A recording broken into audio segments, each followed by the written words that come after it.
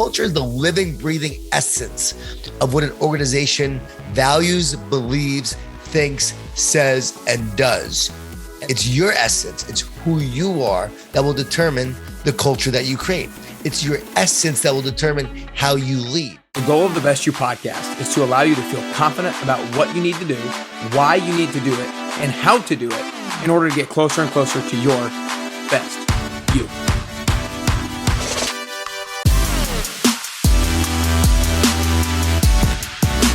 All right, what's up, everybody? Welcome back to Nick Carrier's Best You podcast. Today, I am ecstatic, fired up, and absolutely honored to be joined by the one and only Jon Gordon. Jon, I just want to start off by saying thanks so much for spending the time with me today. Hey, Nick, great to be with you.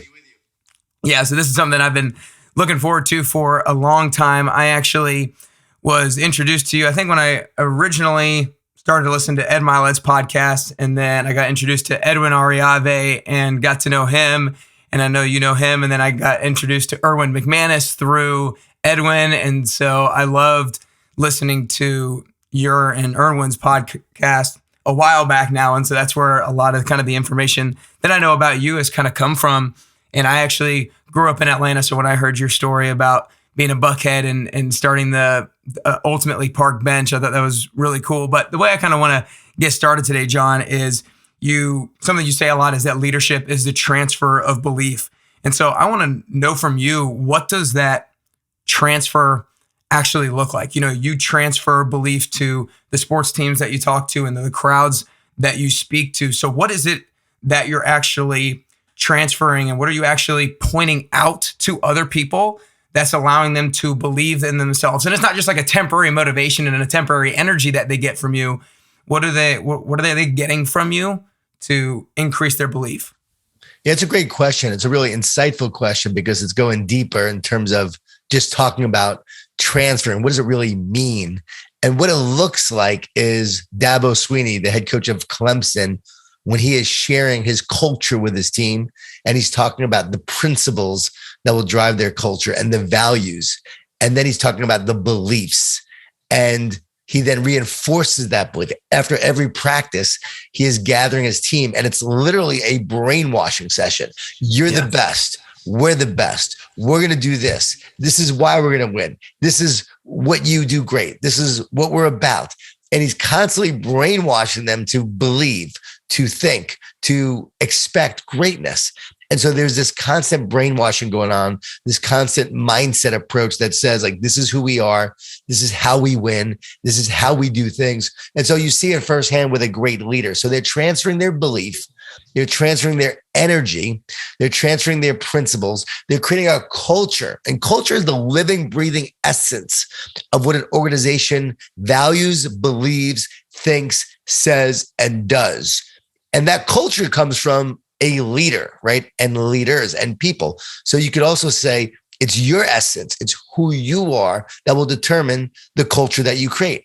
It's your essence that will determine how you lead. It's your essence that will determine how people resonate with you. And so your energy you're sharing every day. And it's hard to quantify. It's hard to really understand, but we all do have energy. And E equals MC squared. We learned that from Einstein, which means that anything that is matter is energy. And if you think about your body, it's actually just energy vibrating slow enough to appear physical, but it's actually not even really physical. It's made of energy. We're actually really beings of light. That might blow some people away, but it's actually true if you understand the science behind it. So when you're with people, you're transferring your energy, your belief, your hope, your kindness, your love, your smile, all that. You're sharing your best you, hopefully, with them, and that transfers to them. So to me, that's what it looks like. When I'm working with a team, I'm transferring my principles. I'm transferring my lessons. I'm transferring my energy and belief to them. Hopefully, when I leave, they feel lighter, they feel freer, they feel a shift in perspective, mindset. And there is something to that because I've worked with so many different teams, and you can see the impact from the LA Dodgers to the LA Rams to the Miami Heat to Clemson football to the Tampa Bay Lightning in the last few years. You know, in working with the team, I think there's something that happens where I'm sharing the principles, I'm sharing the practices, but I'm also sharing perspectives that helps them think differently. And once they start thinking differently, they start acting differently.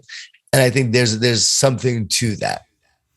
Yeah. And I think a lot of what you do is you create lasting belief for people, because I think a lot of people can provide temporary energy for others, but it's one thing to be able to provide lasting energy and lasting belief and lasting inspiration for a team. And I think a lot of sports coaches or a lot of leaders probably work on trying to transfer positive energy, but it's like, what's the difference between the person that can transfer positive energy and be motivational in the time now, but it doesn't stick with the person, versus the person who does transfer energy now and then it lasts over time? Like, are they pointing out the specific tactics? Or are they pointing out skills or knowledge or experience that person actually has that they then, oh yeah, that's right, like I do have that, and that creates lasting energy? Give us a little insight there. It's different. It's inspiration versus motivation. Motivation, you need to motivate every single day. Inspiration to last, but also belief in someone. They start to believe in themselves. So you believe in them more than they believe in themselves. And as you do, they start to believe. So now it becomes inherent into who they are, becomes a part of them. And so what I believe I do is I share these principles and practices and ideas and energy. And the coach, if the coach embodies it and the coach drives it, then you see it work. But I'm only as good as the coach, because really the coach is the difference. I'm not the difference. I'm giving the coach tools and belief and values and a framework, which helps a lot of these coaches, and they'll say as such, but it's the coach's leadership that then drives, right, the culture and drives everything that happens with that team. So if the coach is living it, if they're breathing it, if they're reinforcing it, if they're creating a culture that people want to fight for, then you start to see that impact the team and you start to see it last. But if the coach isn't living it, if they don't reinforce it, then it doesn't work. And I've been to many places where it doesn't work, right? And you can see why it doesn't, and you can see why it does. And it always goes down to leadership at the coach level. And also you have to have a really good set of leaders at the team level that's driving it in the team, right? Peer accountability is greater, right? Horizontal accountability is greater than vertical accountability in terms of top-down leadership. So it's really key that you have team members that are leading. If you think about the teams that win, they got a great coach, there's great leadership, but there's a lot of accountability with the team, a lot of love, a lot of fighting for each other going on, and there's great leadership at the team level. Think about the Rams. Let's look at the Rams. They're about to play in the NFC Championship against the Niners. They are a solid team. Obviously, they have a lot of talent. I've worked with Sean McVay, great friend, great guy. But you look at that culture, and I'm not saying they're going to win, but look what happened with OBJ. OBJ goes there. Have you heard any issues or any problems with OBJ since he's been with the Rams? Right. No. Nothing. Have you heard anything the last few years from any players from the Rams? No. No, even with Todd Gurley, when there was some issues and the media kept on trying to make it an issue when he was hurt, wasn't playing, it didn't become an issue. Why? Because Sean McVay is a social genius, because he's a culture builder, because he's a leader, and he is connecting one-on-one with each player, making sure that they're okay, talking to them, finding out if they have any issues. How can he help them?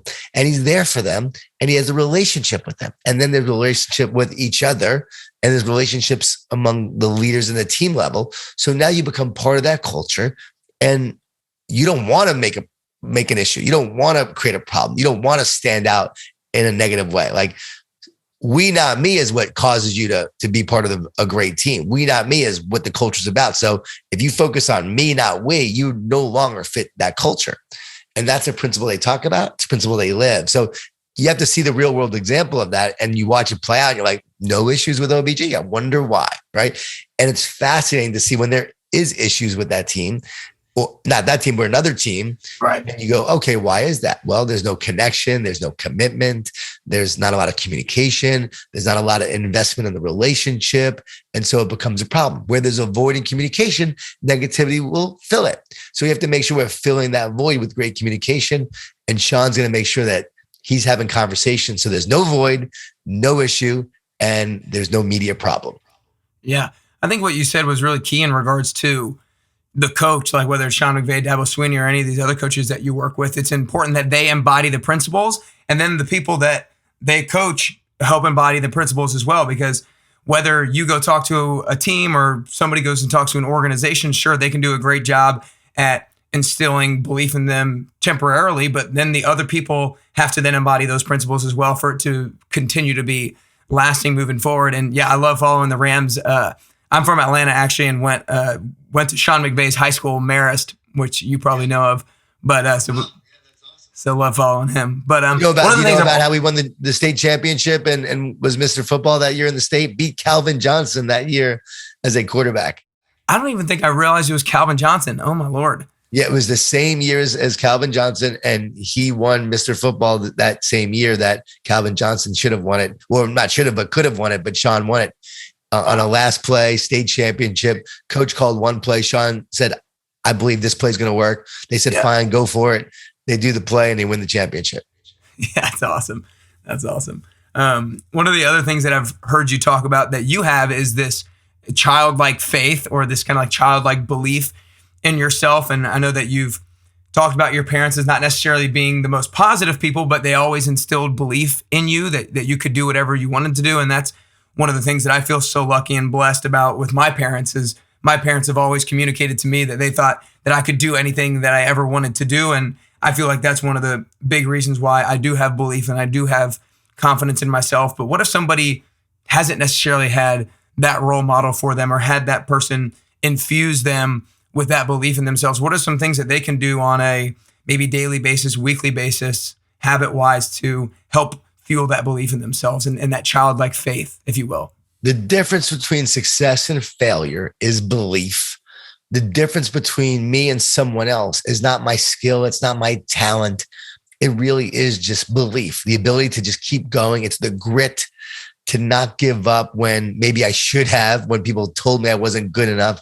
There was just a belief, a level of confidence, enough confidence, maybe not a lot of confidence, but enough to say, no, I'm not good, but I want to get better.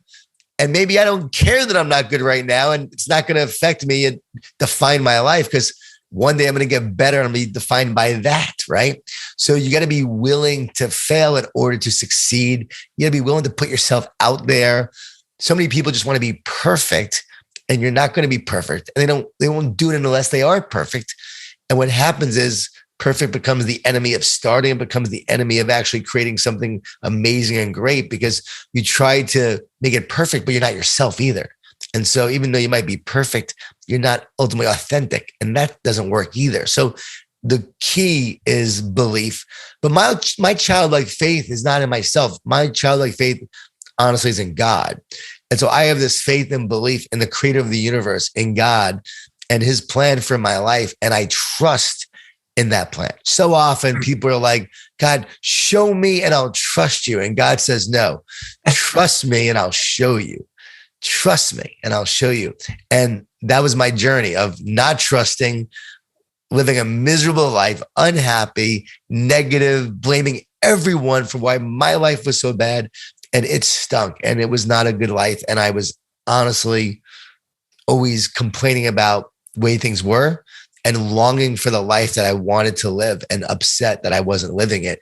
And finally, when I finally trusted God and just said, all right, I surrender. I can't do it alone. Use me to make a difference. Use me to serve you. I don't know how it works, but I just trust in you and I believe and I surrender. That's when my life changed. And that's when God started to use me. And as I trusted and just had childlike faith, I've seen God do amazing things in my life beyond me. Like, too many things have happened for me to trust in myself, right? To know it's me. People say, well, you got to just trust in yourself. No, it was just trusting in the creator of the universe and God. And in that trust, I then felt this power, this energy, this intelligence moving through me to create something I never could have created on my own. I mean, come on, I've written 25 books. They take about 3.5 weeks to write. They've sold over 5 million copies. And I do not take credit for that because I am not that smart and I am not that good. It is all God, because God will literally give me the beginning of the book on a walk. And then months later, the month later at the end, I literally will get the ending and it will come to me. And I'm like, wow, I'll see how the ending and the beginning actually fit together and how it was that way all along. It was like already written. I just had to actually step in front of the computer, sit down and write it. But God already had it. And I get these like visions and these ideas and these things just start like coming to me. It's like I'm downloading it and then I start writing it. And that's, again, I can't take credit on that. Well, you're very humble, but no, I appreciate that. Giving him the credit, obviously. I want to make sure we're respectful of the time, but I want to see if we can get in a couple more questions in this. And the second to last one is kind of in regards to you finding God and finding Jesus, because you had a lot of these negative situations in your life when you were in Atlanta, you ran for city council and you didn't win. And that was a really big negative moment for you. And then you were working for a .com company and you got laid off. And then you started the first Moe's in Florida, and that almost went bankrupt a few different times. And then your wife gave you this ultimatum that she might leave you. So you had a lot of these negative times. So kind of the question is like, when did you find God within that? And how did you potentially, I guess, like stay positive within that? We'll be back to the interview in just a second. But first, I wanted to share a quick testimonial from a past participant of the 10-week transformation program. I started running the 10WT in the beginning of 2020, and I've had over 150 people and counting go through it, and they've seen amazing results both inside and out. If you're inspired to join after listening to the testimonial, then go to nickcarrier.com to learn more. We'll get back to the episode in just a minute, but first, here's what they had to say. Hey, I'm Bo. The reason I joined the program was mainly just to kind of get on track. I just turned 40, hard COVID year, right? I just started a lot of bad habits. I was working out some, but really COVID had affected that, and so I just needed a direction. And I didn't really have one, so this really gave me a direction back to a healthier lifestyle. Progress, I've done the program 2 times. I lost about 20 pounds. I've got just much healthier habits. Nick's program really teaches you, gives you a platform to change. It also kind of gives you a way going forward, so you can really keep those habits and really build a lifestyle and a healthy life around it for the long term. You should join Nick's 10-week program. Yeah, the beginning was when I lost my job during the .com crash and my wife almost left me. So everything was falling apart. And that was sort of the first time when I finally surrendered. I said, God, I can't do it alone. Why am I so miserable? Why am I here? What is my purpose? And my purpose came to me, write and speak. I heard like write and speak. Not like audible, but it just boom, it was a download. So I'm going to start writing and speaking. That's what I'm going to do. And so that was my first sort of surrender moment. But really what happened was, from a faith standpoint, 2005, 2006, a friend gave me some CDs. Erwin McManus was the pastor. He was giving a sermon, Why I Follow Jesus. My life wasn't going great at that point. I wanted to write and speak. I sold the Moe's in 2005, and now the money's running out. The writing and speaking isn't going great. I got on the Today Show, and I thought my life was going to take off. And then afterwards, it was a big boost initially, but then everything dried up. It was the weirdest thing. And it was because I wasn't a person of faith at the time. I thought I was doing it on my own. Even then, I had surrendered, but almost forgot everything along the way. And God was molding me and shaping me to be a different person, to be a person of faith. And it was during that wilderness time where I'm stuck. I'm not doing speaking engagements. I don't know what the future holds. The money's running out. And it was during that time when I started listening to those sermons. And it was during that time on a walk where the energy bus came to me. And I wrote it in 3.5 weeks. It was during that time that over 30 publishers rejected the energy bus. And I was stuck there. And I just really had to pray and had to have faith. So I found faith along the way with Moe's and the struggle and losing my job and surrendering. But ultimately, it was around that time when everything was quiet, when I was finding solitude, when everything slowed down. It was like God really slowed everything down in my life. So I'd become this fertile soil that would actually be able to be used and planted in that moment so that a harvest could be sowed. And then, and as a result of that, the sermon, everything drying up, everything slowing down. Around that same time, I get the idea for the energy bus.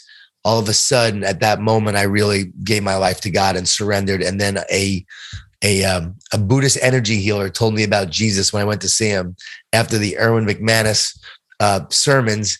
And when he told me that Jesus is like spiritual cheating, all you do is believe and receive, and he takes your burden, takes your pain, takes your soul pain is what he called it. When he said that, it really made sense to me. And I'm like, all right, I'm going to give this a shot. And really, my life has never been the same since. It's never been the same. So for me, I know it's very real. It's impacted my life in a huge way. And that's when I gave my life to Jesus. It's when I surrendered to him as my savior, because I couldn't save myself because I tried. And it's when God really used me in a more powerful way.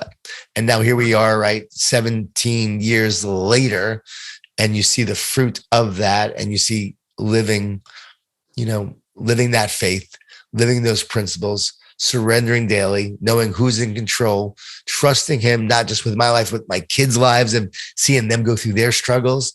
And you find real faith, right? So my faith in God doesn't make life easier. It makes me stronger. And my faith in God doesn't mean that we won't face challenges. We're going to face challenges, but he's going to give us the strength to overcome them. And on my own, I admit it, I'm fearful. But I find with God, I am faithful. And it's that faith that allows me to have hope for one more day. That's awesome. That's powerful. Well, I appreciate you sharing that. But before I ask the last question real quick, Jon, I just want to acknowledge you for all the work that you've done, all the work that you continue to do to transfer belief, because I think it's one of the things that upsets me the most when I see somebody who does not believe in themselves and their own abilities. And the transfer of belief from one to the next is not something that's all that easy, but it's something that is super powerful and can definitely make a huge impact in their life and a lasting impact in their life. And you do that with millions of people. Well, Nick, you asked earlier and I didn't really answer it. So I'm glad you brought that back up. Like the belief, when someone doesn't have the person who believes in them, I really believe that person needs to go to, based on what we just talked about, that person needs to go to God and know that God believes in you, that God has a plan for you and that you can trust in that. And also that you believe in yourself. And the key is to understand that those negative thoughts that you have, those negative thoughts that say you're not enough, you're not good enough, you're not going to make it, the future is hopeless. Those thoughts are not coming from you. How do I know? Who would ever choose to have a negative thought? Would you ever choose a negative thought? No, you would never choose one. So those thoughts aren't coming from you. They come from a spiritual place. And those thoughts are lies. And those lies will tell you things about yourself and your future that just aren't true. So don't believe the lies. What you need to do every day is speak truth to the lies. And the truth is, you're here to do great things. The truth is, you were never meant to be average. You weren't. Deep down, you want to be great because deep down, you know there's greatness within you. And God put that greatness within your soul. He put it in your spiritual DNA and you're born with it. Think about what Jesus said, even greater things than I shall you do. So Jesus was saying, hey, you're going to do great things. You're not meant to be average. And we're made in the likeness and image of God, which means if God is great and God is the creator, we are meant to create. We are meant to imagine. We are meant to do something amazing. Again, not for ourselves, but to be a blessing for others. And if you understand that, truly understand that, then you understand why you should have belief. The unworthiness is what holds you back. The lack of belief, the negative thoughts, and unworthiness comes from, right, not understanding who you truly are. And you have to understand that you are worthy, right? You are worthy as a child of God. And once you understand that, there's power in that. So hopefully that gives someone belief. It's not about anyone else's belief. It's not about what someone says about you. It's about ultimately knowing that you have worth. You're here to do something great, and start talking to yourself in that way and start saying, I'm worthy. I'm here to do something great. I know that there's a plan for me. I trust in it, and I'm going to show up every day and just give my best and let God do the rest. And if you say that, do my best, let God do the rest, it'll be amazing what happens. You don't believe it? Guess what? Give me a shot. Just try it, right? You think it's crazy? Give it a shot. You don't even believe in God? Give it a shot. I have had people who didn't believe try it for 30 days, just thinking this way, acting this way, and ask God, God, show me, God. I will trust. Show me. Send me a miracle. I'm open. You'll start seeing amazing things in your life if you do this for 30 days. I know it. That's great. That's great. I appreciate you sharing that. I feel like, I don't know if you have a t-shirt that says, I'll do my best and let God do the rest, but I feel like that'd be a hell of a t-shirt. But anyways, really appreciate you. I want to make sure you guys, if you have not obviously heard of Jon Gordon or have read any of his books, make sure that you follow him on Instagram at Jon Gordon 11. Make sure you go read any of his books, but you can start with The Energy Bus and Power of Positive Leadership. Like he said, he's written 25 awesome books. You can also listen to his podcast, Positivity University podcast. Other than that, last question, Jon, is I think that getting closer to the best version of yourself is both a constant journey and a unique journey. I don't think we ever get to that best version of ourselves. And I think the way that I'm going to get closer to the best version of myself is a little bit different than the way that you're going to get closer to the best version of yourself. So my question is that for you personally, if there are 3 things that you can currently do or 3 things that you can currently work on to get closer to that best version of Jon Gordon that you could possibly be, then what are those 3 things that you could currently do or currently work on? Wow.